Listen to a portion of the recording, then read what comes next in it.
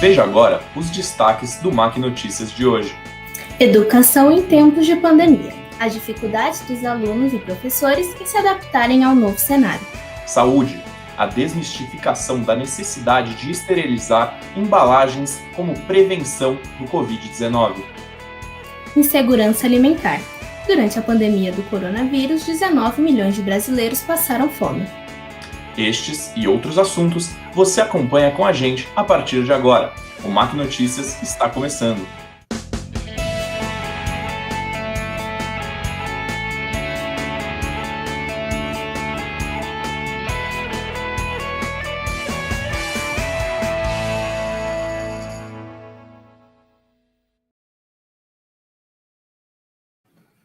Bom dia! O impacto na educação com as dificuldades dos professores e alunos em se adaptarem nos novos tempos de pandemia. Os profissionais da área de educação buscam formas para melhorar a atenção dos alunos durante as aulas online. Veja na reportagem de Júlia Simões. Há mais de um ano, a pandemia de Covid-19 tem alterado o nosso cotidiano. E a educação não ficou fora disso. As escolas passaram a adotar aulas online e, com isso, professores e alunos precisaram se adaptar. No Brasil, 81,9% dos alunos deixaram de frequentar as escolas. Esse número representa 39 milhões de pessoas, de acordo com os dados da Unesco. Rita Yamaya é a professora de Ensino Fundamental 1 e também trabalha com ensino especializado. Há mais de um ano, ela vem criando soluções para tornar suas aulas mais interessantes e driblar as intercorrências do meio do caminho. Bom, transferir a sala de aula para dentro de casa foi bem difícil. Logo no início da pandemia, estávamos todos em home office, estudando, e eu não tinha os materiais necessários aqui em casa, então eu precisei optar pela internet, fazer algumas compras online que também demoravam a chegar. Mas eu fui me adaptando e como cada um precisava de um espaço reservado, eu escolhi a varanda do meu apartamento, E lá eu equipei com mesa, cadeira, lousa, tudo que eu precisava para poder manter a qualidade das minhas aulas. As crianças têm sido as principais afetadas. Para os pequenos é mais difícil aprender através de uma tela e sem contato com colegas e professores. Além das dificuldades de concentração e foco, também há o problema tecnológico, que seria a falta de conexão da internet ou o probleminha de não conseguir se conectar. E também tem muita gente que não tem acesso à rede de internet. Fabiana Pomponi, pedagoga, psicomotricista e psicopedagoga, trabalha na alfabetização de crianças com paralisia cerebral e tem notado esses desafios. A tecnologia que eu uso com meus alunos é pela chamada de vídeo no WhatsApp, porque as mães elas apresentam dificuldades em usar outra plataforma. Eu tento introduzir Zoom, entre outros, mas elas falam que não conseguem, porque só tem um celular para fazer essa atividade com os alunos, para fazer as chamadas. E entra um pouco também do medo do novo, de tentar mexer. E os meus alunos, eles são dependentes, eles precisam dos pais para tudo. Então, isso também atrapalha um pouco no desenvolvimento pedagógico. Os pais também precisam se adaptar a esse momento que estamos vivendo e auxiliar os seus filhos nas atividades escolares. Leonor Borges fala como tem sido a experiência de acompanhar seu filho nas aulas online. Então, eu tenho 2 filhos. A minha filha mais velha, eu vejo que ela não tem nenhuma dificuldade no EAD. E se ela tem alguma dificuldade, eu vejo que ela passa muito tempo nos estudos, tirando as dúvidas e vendo para ela poder, na própria aula, tirar essa dúvida que ela teve. O meu filho mais novo, ele foi alfabetizado no online e não foi nada fácil. A gente sabe que a alfabetização vai do 1º ao 3º ano. Então, logo que as aulas começaram a voltar, ele pedia: mamãe, por favor, eu preciso ir para a escola. Apesar dos desafios e das dificuldades, os alunos e professores estão se esforçando demais para manter esse momento prazeroso e agradável. O sentimento de esperança continua e o desejo é só um: que eles fiquem juntos novamente. Com certeza, o desafio dos professores em exercer o seu trabalho nesses tempos de pandemia é grande. O humorista e ator Paulo Gustavo foi mais uma das milhares de vítimas da Covid-19. Aos 42 anos e sem nenhuma comorbidade, ele deixou 2 filhos, marido, mãe, pai, irmã e uma legião de fãs na terça-feira, dia 4, às 21h12. A missa de 7º dia do autor foi realizada no dia 11 de maio, com transmissão ao vivo para os fãs no canal de TV Multishow. Após 44 dias internados, o ator presenciou médicos desligando os aparelhos que o mantiveram vivo durante o último mês. A morte de Paulo Gustavo desencadeou uma comoção em nível nacional. Artistas, amigos, família e fãs dedicaram grandes homenagens ao humorista em suas redes sociais, ressaltando o legado deixado por ele. Legado este de alegria, amor e representatividade para inúmeros brasileiros. Nesses longos meses de pandemia, algumas prevenções foram tomadas para não correr o risco de se contaminar com Covid-19. Além do uso de máscara e álcool gel, a higienização das embalagens também é uma das medidas de prevenção da população contra a Covid-19. Nossa reportagem explica melhor sobre a desmistificação da necessidade de esterilizar embalagens. Desde o ano passado, com a pandemia do coronavírus, brasileiros vão ao mercado e higienizam com álcool suas compras ao chegar em suas residências. Porém, recentemente, um estudo do Centro de Controle e Prevenção de Doenças dos Estados Unidos indicou que a possibilidade de se contrair o vírus em contato com objetos é mínima. De acordo com a entidade, o hábito de higienizar os produtos é um exagero e a chance da superfície estar contaminada é menos de 1 em 10 mil chances. A limpeza só é recomendada quando o produto permaneceu em um ambiente interno que foi confirmado um caso de Covid nas últimas 24 horas. Ainda assim, o vírus se espalha principalmente pelo ar e contato direto entre pessoas, além de ser de fácil contágio. Então, a melhor coisa a se fazer é manter isolamento social, usar máscaras e priorizar ambientes abertos e ventilados. Vinícius Feiner, por exemplo, ainda vai higienizar suas compras, mesmo depois do estudo, porque se sente mais seguro sabendo que limpou as embalagens ao chegar em casa. Então, eu já tinha esse costume de lavar antes e vou continuar tendo esse costume porque eu acho que é o mínimo que a gente pode fazer numa situação de uma pandemia. Já Douglas Vinícius diz que estava lavando suas compras, mas agora, depois de saber dessa notícia, não vai mais lavar e confia nas autoridades de saúde. Não higienizo. Acho que não é necessário, não precisa. Ainda mais agora, acho que o nível é bem baixinho de risco. Acho que não tem problema. A médica aposentada Maria Francisca, que já atuou em linha de frente a combate de epidemias pela saúde pública, conversou com o MAC Notícia e esclareceu esse novo estudo sobre a contaminação por superfícies. Vai depender da temperatura, da umidade do ar. Então, o vírus ele não é resistente a altas temperaturas. Então, o frio ele resiste mais. A gente não sabia qual que era o comportamento desse novo vírus, né? E agora que a gente já conhece, já foi demonstrado que a maior transmissão é por via respiratória. Então, tem coisas que a gente pode evitar para não se contaminar. A contaminação por objetos, a chance de você ter é mínima mesmo.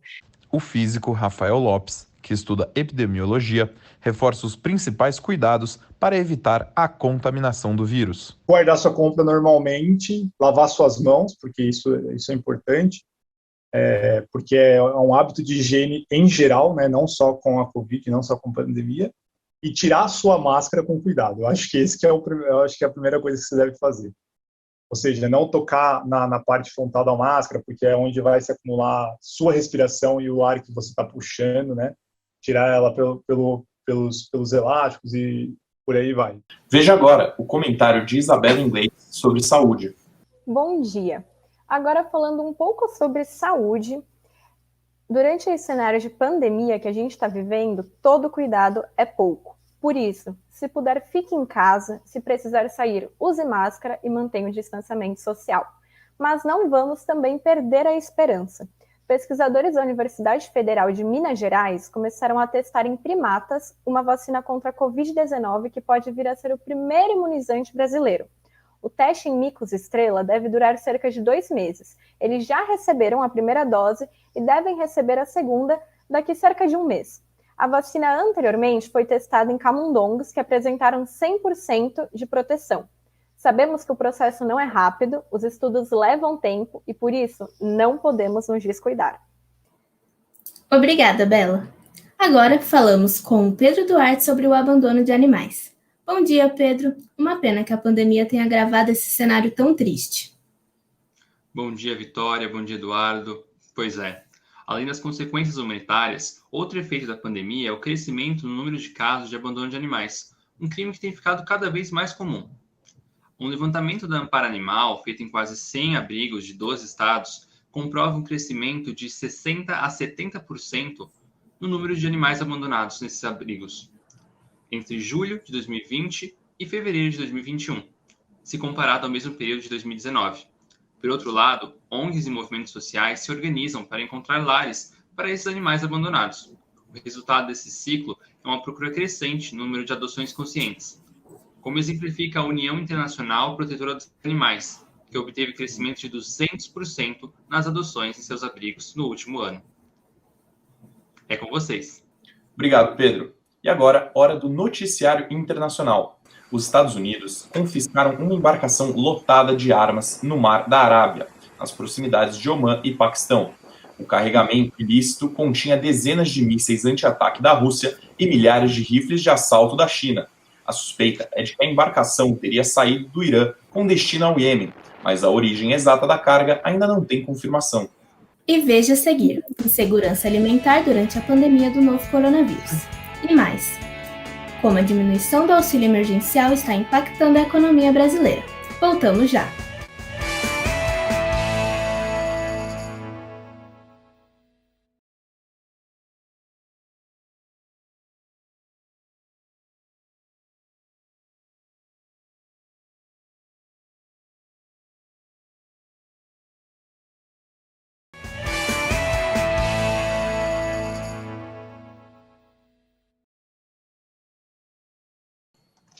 A Confederação Nacional do Comércio projeta um impacto de 12 bilhões e 750 milhões de reais no varejo com a nova rodada do auxílio emergencial.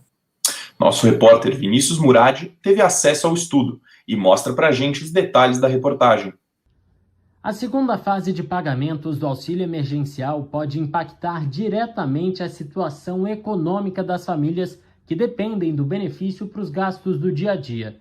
Isso porque o valor pago é bem menor do que o recebido na primeira fase ano passado. Nós tivemos acesso com exclusividade ao estudo feito pelo economista sênior da Confederação Nacional do Comércio, Fábio Bentes, sobre os impactos da diminuição desses pagamentos.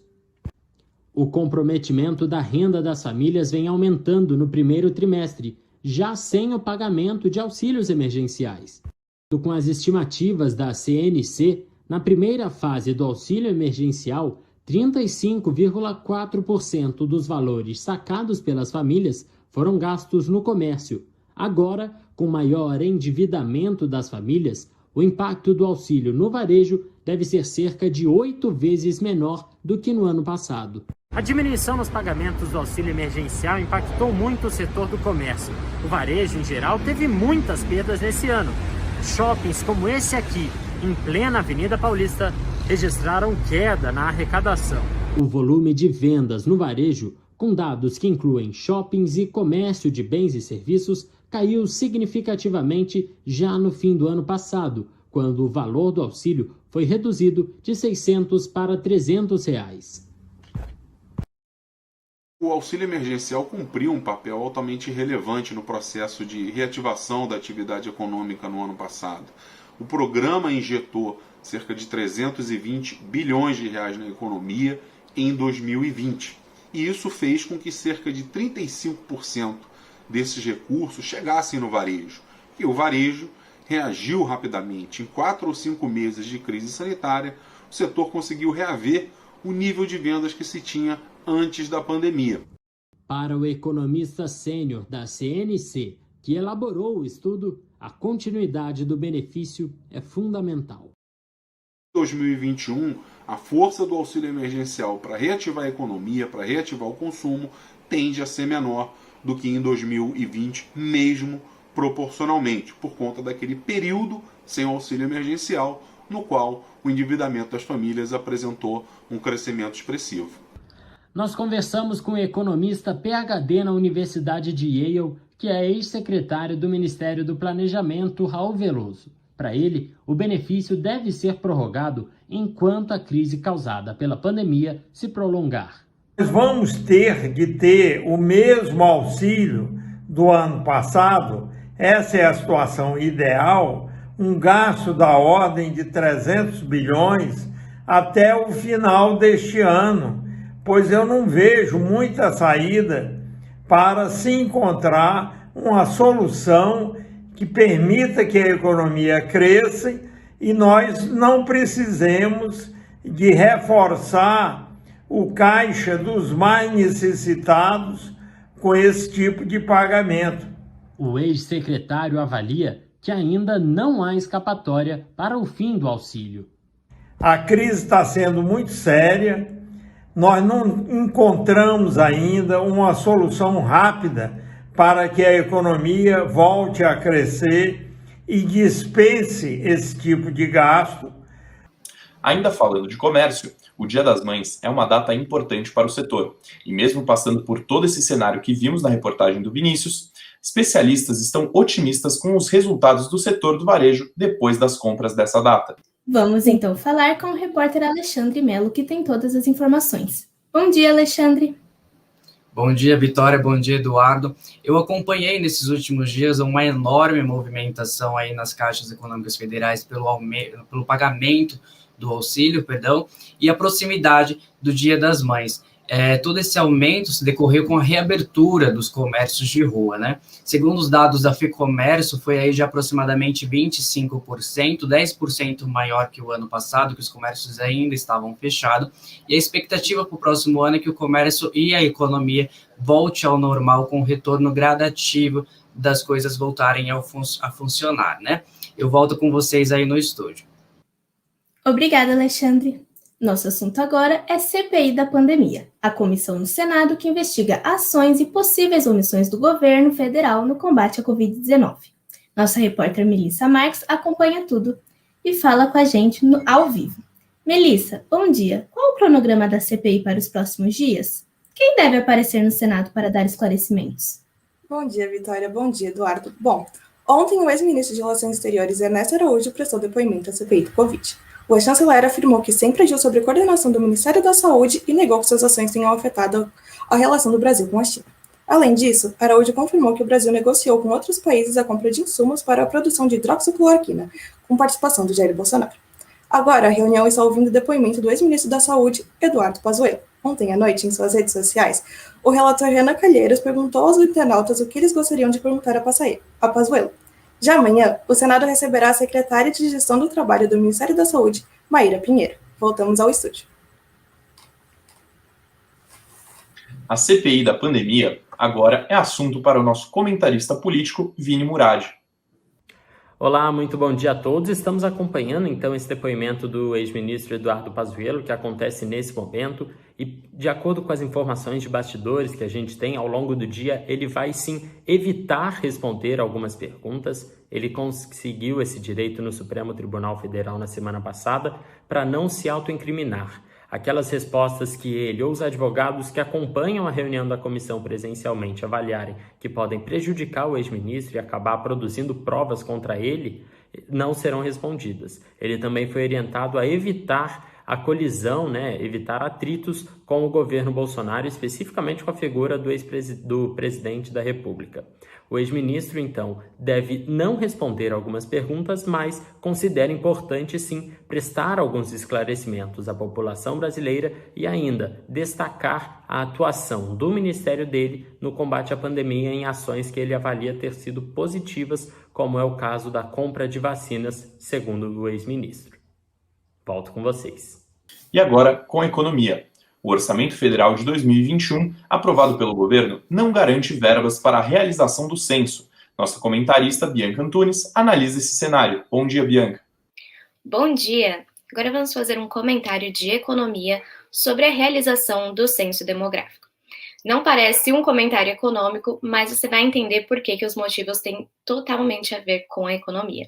O governo federal confirmou que o orçamento de 2021 não traz recursos para a realização do censo demográfico, e por isso a pesquisa precisará ser adiada.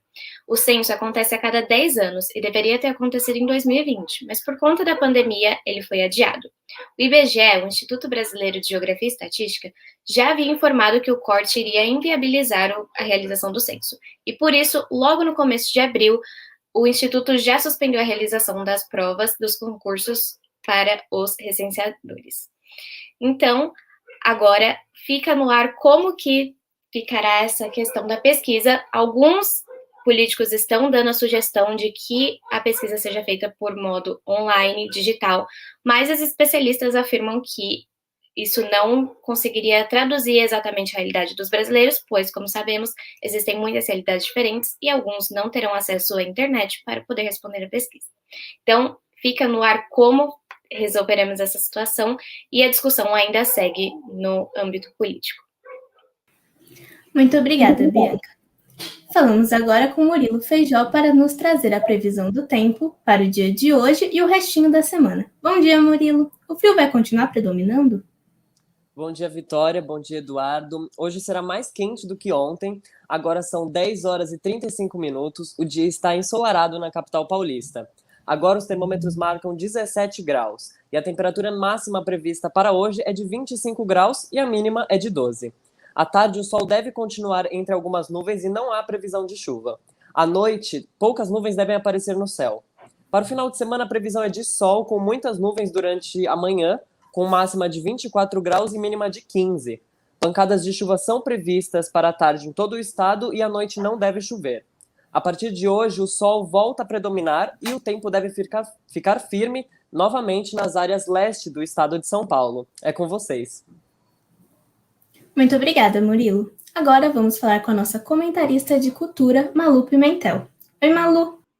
Agora, mais voltado para o segmento de cultura, ao que tudo indica, o Oscar parece estar entrando em decadência, já que ele vem perdendo muito prestígio do público nesses últimos anos. O evento antes chegava a atingir mais de 40 milhões de espectadores até meados de 2014, e desde então ele veio sofrendo uma queda drástica na audiência. A edição transmitida agora, esse ano, teve apenas 9,8 milhões de espectadores, um número que é menor que a metade da audiência de 2020, que registrou 23,6 milhões. E essa perda de interesse do público fica nítida também pelas críticas que a academia recebeu nos últimos anos, que incluem acusações de parcialidade, compra de votos e principalmente a falta de diversidade nas categorias. E isso traz uma percepção de que os valores da premiação não estão mais condizendo com o próprio público. E apesar das tentativas frequentes da academia em reformular o programa e trazer mais diversidade e inclusividade, a premiação em si não consegue obter resultados significantes nos números, pelo menos até agora. Então, se essa queda de audiência continuar, o futuro do evento realmente fica incerto, já que ele é sustentado por propaganda e patrocinadores. Obrigada, Malu. A insegurança alimentar afeta 120 milhões de brasileiros. Pelo menos 19 milhões passaram fome durante a pandemia. Veja na reportagem. A fome voltou a fazer parte da realidade dos brasileiros. No ano de 2020, durante a pandemia da Covid-19, cerca de 19 milhões de brasileiros passaram fome. Por conta disso, diversas ações solidárias começaram a tomar força na Grande São Paulo, como é o caso da ODS Barueri, que mobiliza ONGs, empresas e o poder público para a doação de cestas básicas nas comunidades mais carentes. A questão da fome está muito ligada também à parte alimentar. Então, essa é uma outra temática que se fala muito, da segurança alimentar, da alimentação saudável, de você investir, focar muito na questão da agricultura familiar. Então, são questões que eu lido muito, porque eu faço parte de um movimento que trabalha a agenda da ONU de desenvolvimento sustentável, né? E aí o que a pandemia acabou fazendo foi acentuar. Ele só escancarou uma crise que já existia.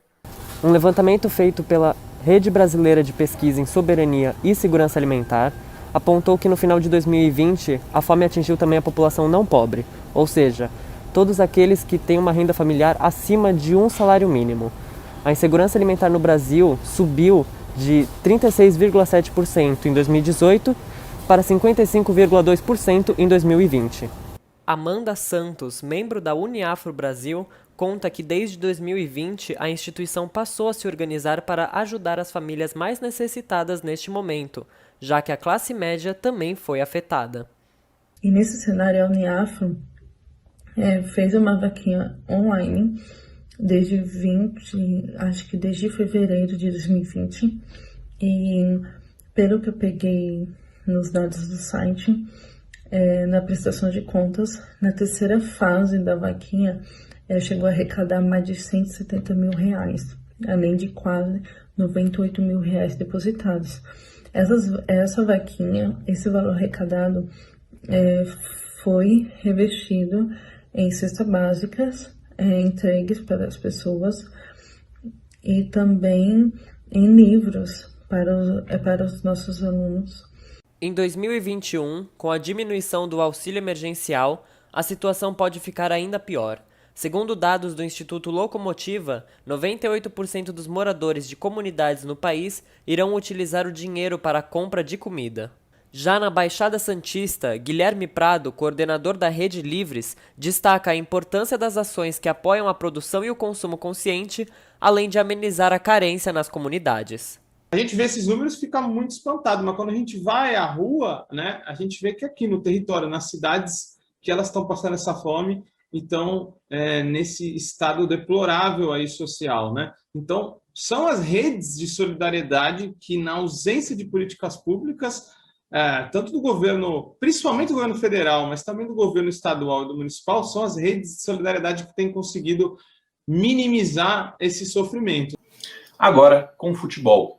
A bola rolou ontem pela Libertadores e volta a rolar hoje pela Libertadores e tem brasileiro em campo. Hoje tem, inclusive, o Galo Forte Vingador. Quem conta pra gente é Matheus Fiuza. Bom dia, Fio.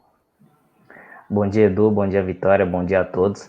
Ontem a gente teve rodada da Libertadores, uma noite bastante agitada com 4 brasileiros entrando em campo, só que não foi nada boa para eles, pois os 4 saíram derrotados dos seus jogos. Vamos começar primeiro com os finalistas do Campeonato Paulista de 2021. Palmeiras e São Paulo entraram em campo ontem. O Palmeiras, pelo Grupo A, já classificado em primeiro lugar para o mata-mata da Libertadores, recebeu o Defensa e Justiça, acabou perdendo por 4-3. O Palmeiras teve que buscar o empate em 3 oportunidades com o time praticamente reserva. O Zé Rafael, o William e o Gustavo Scarpa fizeram os gols do Verdão, mas no finalzinho o Defensa e Justiça, quase nos acréscimos, fez o gol da vitória por 4-3. O Palmeiras já assegurado em primeiro lugar, e o Defensa e Justiça, com a vitória, conseguiu a sua classificação em segundo lugar. Já o São Paulo recebeu o Racing no Morumbi e pelo Grupo E e perdeu por 1-0. São Paulo que brigava pelo primeiro lugar do grupo, mas agora com essa derrota fica numa situação bem mais delicada. Ainda não está matematicamente garantido para a próxima fase da Libertadores, porque vai depender do resultado entre Rentistas e Sporting Cristal. Caso o Rentista do Uruguai não vença o Sporting Cristal, aí sim o São Paulo se garante já na próxima fase. Ainda tem uma chance de buscar a primeira posição, mas com a derrota de ontem fica numa situação mais delicada. O Santos, pelo Grupo C, teve que jogar fora de casa contra o The Strongest na tão temida altitude na Bolívia e também perdeu dessa vez por 2-1. O gol do Santos, inclusive, foi um belíssimo chute fora da área do Felipe Jonathan, mas não foi suficiente para o Santos, que agora fica numa situação que não depende só de si para se classificar, caso o Boca Juniors consiga vencer o Barcelona do Equador na quinta-feira, e aí o Santos teria que vencer o seu jogo na próxima rodada, e aí contar com um tropeço das outras equipes para poder se classificar.